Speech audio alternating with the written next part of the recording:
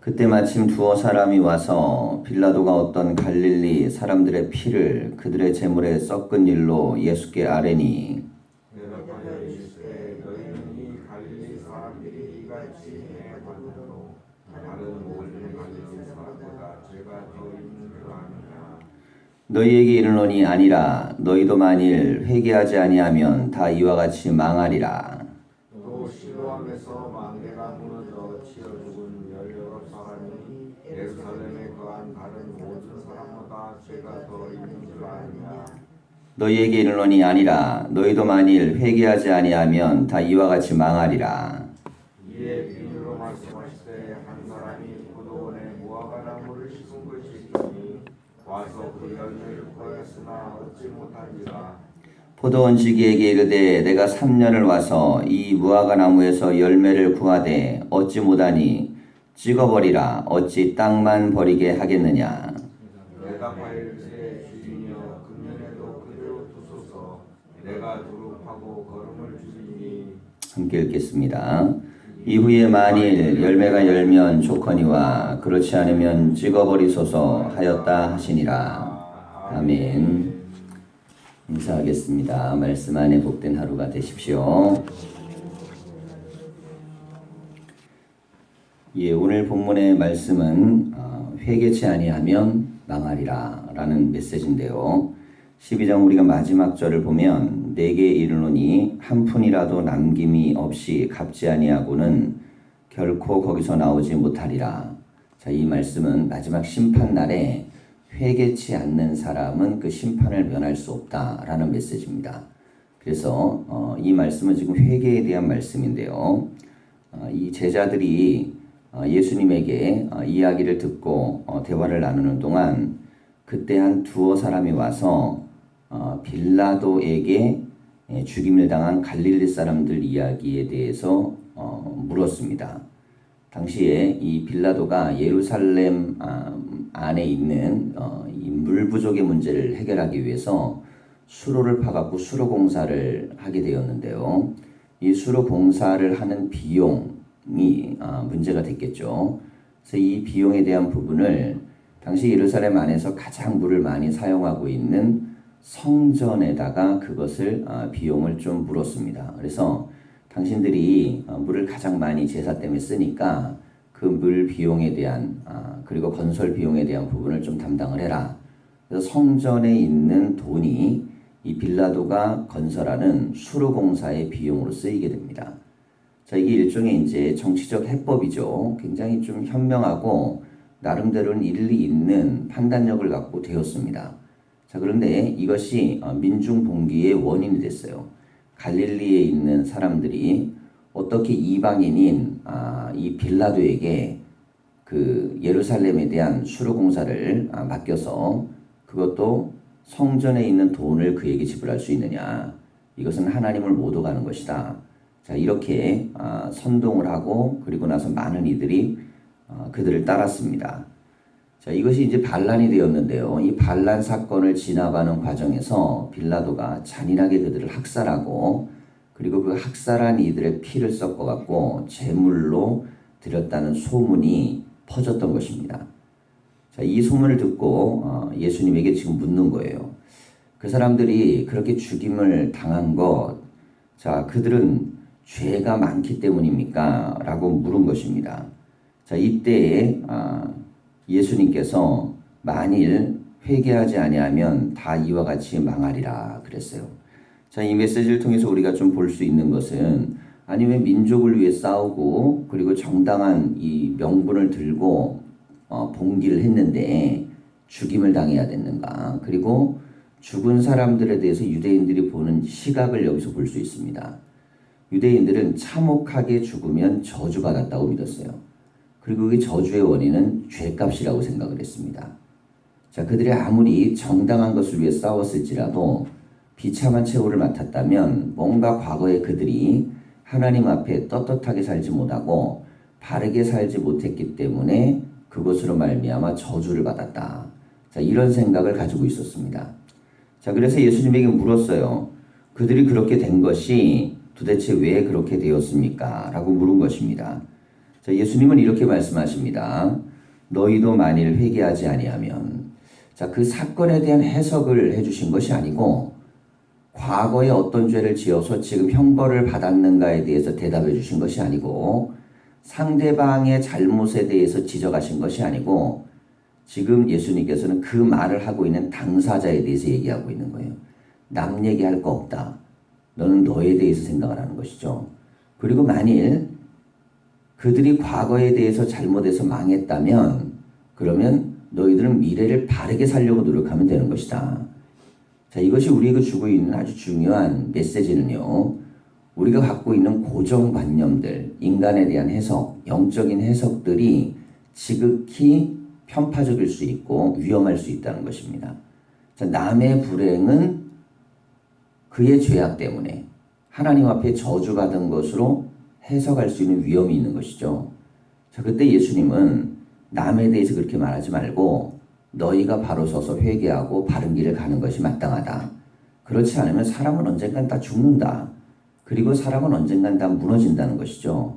그래서 우리가 다른 이들이 당하는 고통의 문제를 죄와 엮기 전에 내가 하나님 앞에 바로 섰는지 그리고 하나님 말씀대로 바르게 살아야 되는지를 생각하라. 자, 이 메시지를 주셨습니다. 자, 그러면서 이번에는 예수님께서 직접 하나의 예를 드셨는데요. 4절 이하를 보면 실로암에서 망대가 무너져서 치여 죽은 18사람이 예루살렘에 거한 다른 사람 모든 사람들보다 죄가 더 있는 줄 아느냐 그랬어요. 이것이 이제 당시에 빌라도의 수로공사 때 세워졌던 이 망대가 무너진 것인지 아니면 자연적인 어떤 재해 때문에 무너진 것인지 그건 이제 좀 불분명합니다. 하지만 어쨌든 이런 망대의 붕괴 사건으로 많은 사람이 죽었어요. 자, 그러니까 이 죽음에서도 사람들은 다 수근수근 된 거예요. 저들이 뭔가 큰 죄를 졌을 거야. 그러니까 저들이 저렇게 비참하게 죽임을 당하지. 자, 오늘날 같은 경우는 그렇게 우리가 해석하진 않죠. 인권이 많이 발달돼 있고 사람에 대한 죽음을 굉장히 많이 안타까워하는 세상에 우린 살고 있습니다. 자, 근데 고대 이스라엘에서는 그 사람의 죽음에 대해서 항상 부정적으로 생각하는 견해를 가지고 있었어요. 특별히 비참하게 죽으면 그건 죄값이라고 생각을 했습니다. 자, 이런 생각의 우주관들이 오늘날은 변화돼서 사람들이 고통스럽게 죽으면 안타까워할 줄도 알고 동정심을 느낄 줄도 알고 그리고 그들의 죄값이라고 생각하지 아니하고 이건 사회적인 문제다. 이건 경제적인 문제다. 이건 지도자의 문제다. 자, 이렇게 해석들을 하는 것이죠. 자, 그러니까 우리가 이 해석을 할 때 이것들을 좀 잘 봐야 됩니다. 예를 들어가지고 어떤 나라에서 쓰나미가 일어가지고 수많은 이들이 죽었어요. 그랬는데 이 죽음에 대한 문제를 어떤 분들은 그 나라는 우상을 섬기는 나라이기 때문에 하나님이 그들을 심판한 것이다. 자, 그렇게 해석을 한 경우가 있습니다. 자, 근데 그건 정당하지가 않아요. 하나님의 심판은 누구나 다 받는 것입니다. 우리는 그들을 볼 때에 얼마나 그 가족과 그 삶이 안타까울까 함께 느낄 수 있는 마음을 가져야 되고 우리도 바르게 살지 아니하면 언젠가는 우리도 다 저렇게 누구나가 다 걸어가야 될 그 심판의 자리를 가야 되는데 우리는 하나님 앞에 가기 전까지 바르게 살아야지. 자, 이 메시지를 예수님은 주시는 것입니다. 그래서 다른 이들의 죽음에 대해서 함부로 얘기하거나 폄훼하는 것은 예수님의 사상과는 어울리지가 않는 거예요. 그래서 우리가 성경의 말씀을 유심히 좀 보아야 됩니다. 자, 이 실로암 사건도 마찬가지인데요. 5절을 보면 너희에게 이르노니 아니라 너희도 만일 회개하지 아니하면 다 이와 같이 망하리라 그랬습니다. 다른 사람에 대한 이야기를 생각할 것 없이 내가 하나님 앞에 바로 서야지 라고 생각할 줄 알아야 된다는 거예요. 자, 내가 사랑하는 사람에 대해서는 아픈 상황을 접하면 안타깝습니다. 근데 반면에 내가 적개심을 갖거나 미워하는 사람은요, 그가 고난을 당하면 그게 신의 심판처럼 느껴져요. 자, 이것은 내 감정의 문제일 수 있다는 것입니다. 그러나 실제로 하나님의 심판이라 할지라도 내가 그런 심판을 받지 않으려고 나 스스로를 갈고 닦아야 된다는 거예요. 이게 하나님의 심판인지 아닌지 그것은 알 수 있는 것이 아니지 않습니까? 자, 이런 것이죠. 사람은 언제든 죽습니다. 누구나 다 죽습니다. 나이가 들어서 죽든지 병이 들어서 죽든지 사고로 죽든지 태어나자마자 그 아이가 생명을 보존하지 못하고 죽든지 죽는다는 것은 언제나 똑같습니다. 그런데 단 어떤 상태로 죽느냐의 문제가 있어요. 좀 연세가 많이 들어서 자연사를 할 수도 있는 것이고 좀 안타깝게도 젊어서 어려서 불의의 사고로 혹은 병으로 죽을 수도 있습니다. 근데 이 죽음이라는 것은 어차피 한 개인에겐 현재적 문제예요. 10살 때 죽든 100살 때 죽든 자 100살까지 살다 죽으면 좀 마음이 주변 사람들이 조금 낫죠. 분명히 저 사람은 좀 그래도 저렇게 오래 산 게 그 사람 복이지. 근데 10살까지 살고 죽으면 안타깝잖아요. 자 그렇다고 10살까지 살다 죽은 사람이 죄가 많아서 죽은 것은 아니라는 거예요. 자 그리고 100살까지 산 사람이 훌륭하게 인생을 살아서 그렇게 오래 산 것도 아닙니다. 죽음은 어차피 하나님 앞에 서는 거예요. 자 지금 예수님이 주고자 하는 메시지는 이겁니다. 사람은 언젠간 반드시 죽는데 그 죽기 전에 우리에게 정말 필요한 것은 하나님과의 화해와의 문제입니다. 하나님 앞에 화해하는가. 그래서 우리는 언제나 가장 중요하고 급하게 생각해야 되는 것은 바로 주님과의 회복의 문제입니다. 회개하고 돌이켜 하나님 앞에 새로워지는 것이죠. 자, 이것이 지금 12장 마지막 절하고 13절이 이어져 있는 내용입니다. 자, 이미 제자들이 묻고 있는 거예요. 정치적인 사건이 터졌죠. 갈릴리의 봉기 문제가 터졌고 빌라도의 핍박이 있었습니다. 그리고 유대인들이 죽었어요. 자, 정치적 사건으로 핍박받아 죽은 이 사건을 주님은 어떻게 보십니까? 이렇게 물은 겁니다. 자, 예수님은 그때 이걸 정치적으로 대답하는 것이 아니고 영혼과 생명의 문제로 대답을 하셨어요. 자, 우리가 보기에는 아주 급한 것들이 있습니다. 나라의 대통령을 뽑는 것도 급하고 경제 문제도 지금 시급하죠. 교육의 시스템을 바꿔야 되는 것도 중요한 문제입니다. 세상에는 눈앞에 보이는 어마어마하게 중요한 문제가 산적하여 쌓여 있어요. 그러다 보니까 우리가 이걸 너무 거대하게 보아서 한 영혼이 하나님 앞에 생명을 보존하고 살고 죽고의 문제를 가볍게 여길 수 있다는 것이죠. 정말 우리에게 중요하고 급한 것은 경제적인 문제나 정치적인 문제나 교육적인 문제, 이거보다 훨씬 더 시급한 것은 한 영혼이 하나님 앞에 생명을 얻어 구원을 얻느냐 얻지 못하느냐의 문제입니다. 그래서 이것은 내 밖에 있는 환경이 어떻게 돌아가느냐보다 내 영혼이 하나님 앞에 회개하면서 구원받았는가, 하나님의 백성이 되었는가, 자, 이게 굉장히 중요한 문제라는 것입니다. 자, 이러시면서 6절 이하를 보면 이에 비유로 말씀하시되 한 사람이 포도원에 무화과 나무를 심은 것이 있더니 와서 그 열매를 구하였으나 얻지 못한지라 라고 말씀합니다. 자, 이 비유의 말씀 속에 한 사람은 하나님을 말씀하고 있고요. 이 무화과 나무는 이스라엘을 뜻합니다. 특별히 믿는 모든 우리도 뜻할 수 있습니다. 당시에는 포도원에 갖가지 나무를 심었기 때문에 포도원에 무화과 나무도 함께 심었어요. 그러니까 정상적으로 이제 좋은 땅에 나무를 심은 거죠. 땅은 좋은 땅입니다. 자, 그런데 포도원 지기에게 와서 보니까 아무것도 없었죠. 이르되 내가 3년을 와서 이 무화과 나무에서 열매를 구하되 얻지 못하니 찍어버리라. 어찌 땅만 버리게 하겠느냐라고 말씀하셨습니다. 자, 이 3년이라는 시간은 셈족 언어에서는 완전을 가리키는 숫자입니다. 그러니까 이 땅에다가 3년 농사를 지었는데 이 나무가 열매를 맺지 못해요. 그러면 이제 뽑아버려야죠. 찍어버려야 됩니다. 자, 정당한 거예요. 이 땅의 주인이기 때문에 그렇습니다.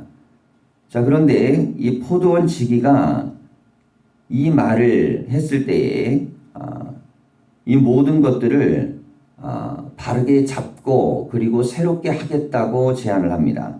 대답하여 이르되 주인이여 금년에도 그대로 두소서 내가 두고 파고 거름을 주리니. 자, 이 포도원 지기는 예수님을 말씀합니다. 예수님이 하나님이 심판하시려 하는 그때에 중재자가 되어주신다는 거예요. 하나님 좀 참아주십시오.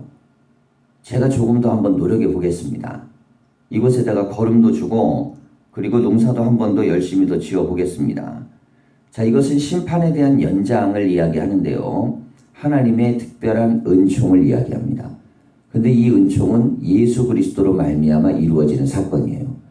자, 오늘날 우리에게 이루어지고 있는 이 마지막 날이 다가오지 않고 지연되고 있는 것은 우리에겐 은혜입니다.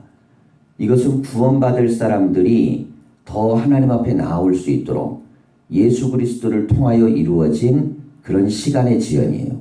자, 이것이 가지고 있는 의미는 아주 우리에게 중요합니다. 시간이 연장되어 있는 이 기간 동안만 우리는 영혼을 구원할 수 있습니다. 이 기간 동안만 우리는 생명을 구원하는 일을 할 수가 있어요. 자, 이 기간 안에 영혼이 구원을 받고 하나님의 자녀가 되는 자들은 복이 있습니다. 자, 우리에게 맡겨진 교회의 사명이라는 거, 이것은 지금 우리가 이 연장된 시간 안에 어떻게 영혼들에게 복음을 전하는가, 이게 가장 시급한 문제입니다. 자, 우리의 삶을 보세요. 나에게 가장 중요한 문제가 무엇인지를 생각해 보십시오. 자, 우리가 열매 맺는 나무에 대한 부분은요, 하나님이 기뻐하시는 그런 영적인 열매, 신앙의 열매들을 이야기하는 것입니다. 말씀의 열매, 특별히 말씀대로 사는 삶을 이야기하는 것인데요. 우리에게 가장 중요하고 급한 문제가 뭘까? 보통의 경우에는요, 사람에게 가장 중요하고 급한 문제는 돈의 문제입니다. 돈이 다 시급하죠. 자, 그리고 또 순간순간 중요한 문제는 관계의 문제입니다. 내가 일을 하다 보면 사람을 만나게 되고 부딪히고 어려움을 당합니다. 이 돈이나 관계가 우리로 하여금 자꾸 그 문제에 파고들게 만들어요. 자, 그런데 주님께서는 우리에게 더 본질적으로 중요한 것은 하나님의 말씀을 실천하는 행동이 우리에게 중요하다는 것이죠. 이게 바로 열매 맺는 신앙입니다. 우리에게 정말 중요하고 급한 것은 무엇인가? 제 우선순위, 가장 중요하고 가장 급한 것은 사람은 가장 먼저 하게 되어 있습니다. 그래서 중요하고 급한 것을 설정할 때에 지금 심판의 문제는 급한 문제입니다.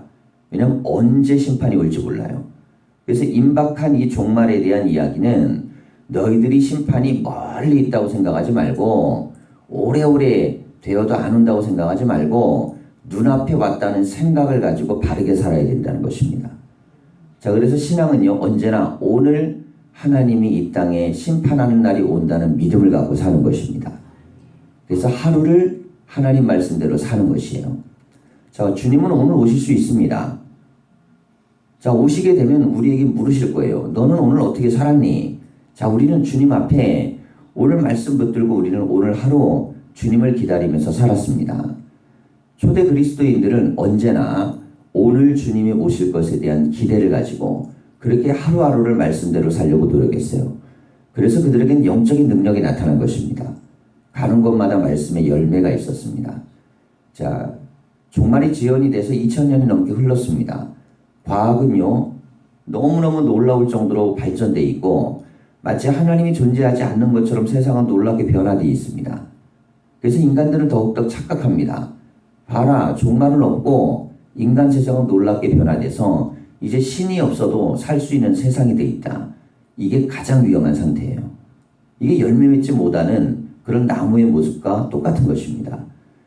종말은 지연돼 있을 뿐이지 우리 눈앞에 있는 하나님이 우리에게 약속한 성경에 이루어지지 아니한 유일한 예언입니다. 우리는 그래서 이 종말의 시간에 살 때에 하나님 앞에 늘 회개하며 그리고 신앙의 열매를 맺으려 노력하셔야 돼요. 그리고 교회는 특별히 사명을 감당하는 교회가 되어야 됩니다. 우리가 이 마지막 때에 연장되어져 있는 이 종말의 시간대에 최선을 다하여 복음을 전하고 그리고 그들이 하나님의 자녀가 될 수 있도록 구원의 방주의 역할을 감당하는 것, 이것이 주님이 원하시는 포도원에 있는 나무에게 주어진 역할입니다. 그래서 예수님께서 그 시간을 연장해 주셨다는 것입니다. 자, 이후에 만일 열매가 열면 좋거니와 가정이죠. 만일이라는 것은 그렇지 않으면 찍어버리소서 하였다 하시니라 그랬습니다. 그렇게 시간을 연장하고 기회를 주고 은혜를 베풀었는데도 열매를 맺지 못한다면 그때는 하나님의 심판은 너무너무 정당합니다 라는 뜻입니다. 자, 이 말씀을 통해 우리는 우리에게 가장 급한 것은 무엇인가? 그것은 바로 하나님의 말씀 앞에 내 자신을 회개하는 것이고 그리고 교회가 사명을 감당하기 위해서 마지막 때의 이 지연된 종말의 시간에 하나님의 복음을 증거하기 위하여 애쓰는 것입니다. 교회가 사명을 감당하기 위해서는 늘 영혼을 살리기 위한 메시지와 부흥에 대한 소망을 가지고 있어야 돼요. 마지막 날이 심판날이 주님이 오시면 교회에게도 물으실 것입니다. 우리가 요한계시록 보면 7교회에 대해서 주님이 메시지를 주시죠. 그때 은혜교회를 향해서도 말씀하실 거예요. 너희들은 신앙을 이러이러하게 했구나. 차든지 덥든지 해야지 미지근했구나. 이렇게 비난받아서는 안 됩니다. 너희들은 세상에 취해가지고 세상 것만 쫓았구나. 그렇게 말씀하셔도 안 됩니다. 너희들은 이 종말의 시간에 정말 아버지의 뜻을 이루기 위해 최선을 다하여 기도하고 또 전도하고 말씀대로 살고 사랑의 공동체를 이루려고 노력하였구나. 착하고 충성된 종아라고 말씀할 수 있는 그런 우리는 심판의 자리에 서야 될 줄 믿습니다. 아멘. 오늘도 이 새벽에 하나님 앞에 나오는데요. 우리 교회가 이 마지막 때를 분별할 줄 아는 교회가 되고 그리고 마지막 날 주님의 사명을 크게 감당하는 재단이 될 수 있도록 함께 기도할 수 있기를 간절히 축원합니다. 아멘. 기도하겠습니다.